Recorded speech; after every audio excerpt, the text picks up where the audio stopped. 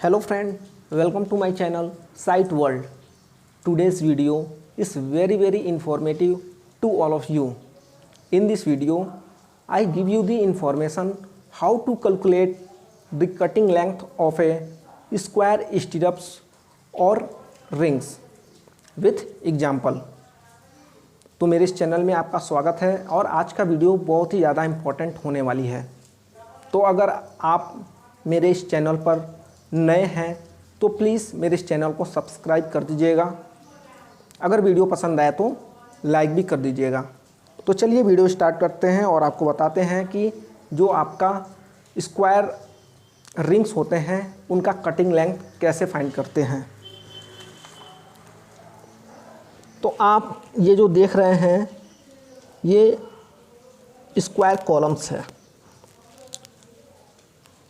जैसे कि आप जानते होंगे जो आपके रेक्टेंगुलर कॉलम्स होते हैं या फिर स्क्वायर कॉलम्स होते हैं उनमें मिनिमम नंबर ऑफ वर्टिकल्स बार कितने होते हैं, 4 होते हैं।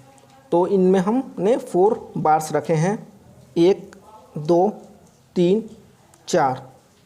ये आपके हो गए 4 वर्टिकल बार्स और इनको कवर किया है रिंग्स।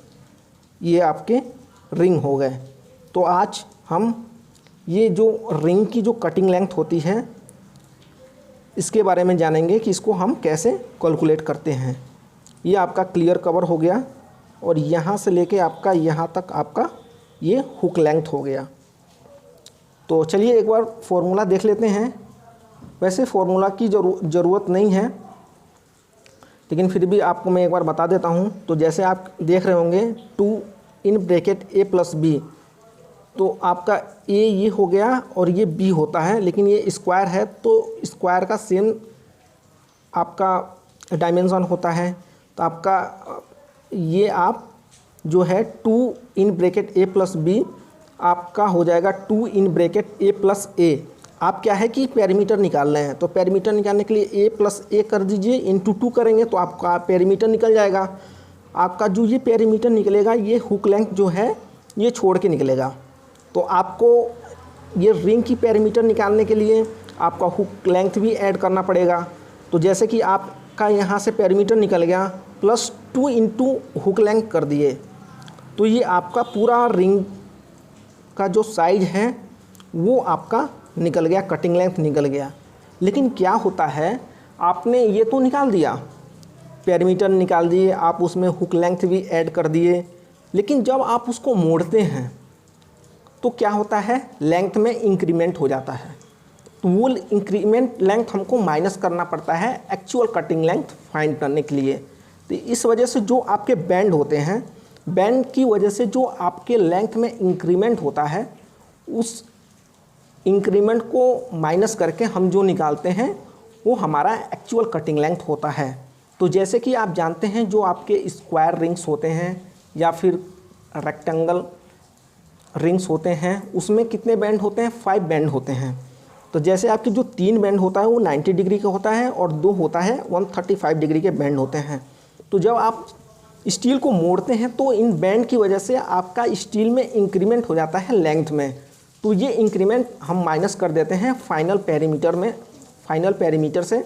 तो आपका क्या है कि actual cutting length particular stirrups की निकल जाती है। तो आई होप आपको ये समझ में आ गया होगा। तो चलिए एक एग्जांपल लेते हैं। मान लीजिए कोई कॉलम्स है, उसका क्लियर कवर आपका 40 mm है, कॉलम साइज आपका है 400 mm इंटू 400 mm और स्टिरप्स जो आप उसमें रिंग प्रोवाइड करेंगे वो उसकी डाया है आपका 10 mm।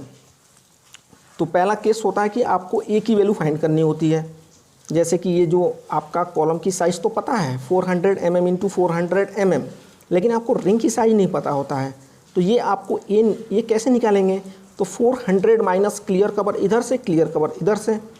तो आपको ये निकालने के लिए 400 माइनस 2 इंटू क्लियर कवर, तो आप निकाल देंगे तो आपका कितना आ जाएगा 320 mm।